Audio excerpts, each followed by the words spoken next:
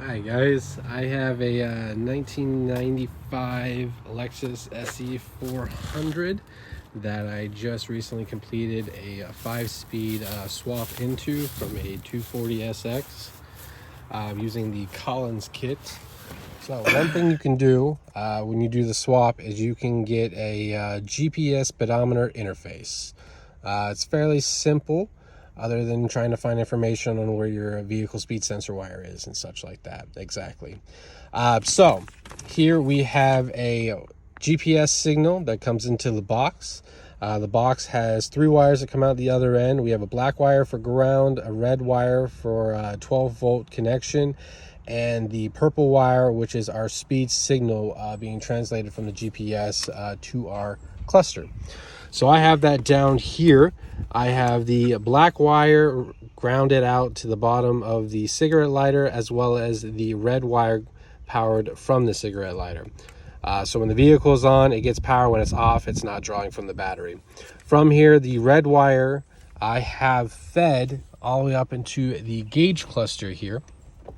And on the back side here, in the middle connection, if you can see that, there is a blue wire with a red stripe.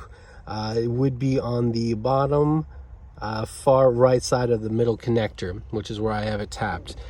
That is your vehicle speed sensor, and that is where we are sending signal from the GPS box to the vehicle. Just to get a better look here of the connection, I just have it tapped right into there. And it is the middle plug right here that has it. As you can see, the bottom right side is where the blue wire with the red stripe goes to. So from here, you start the car, clutch engages the neutral safety switch, and she started. So it's hard to tell here. My needle backlight does not work right now, so you'll see it move here in the video. At night you can't see it. Anything to save my life. Anyway, you're supposed to hold this button for 5 seconds, or not 5 seconds. Hold the button.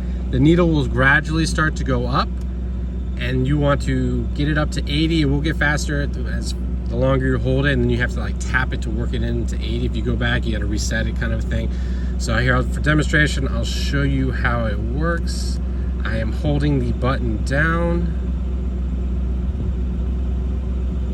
Our needle is going up.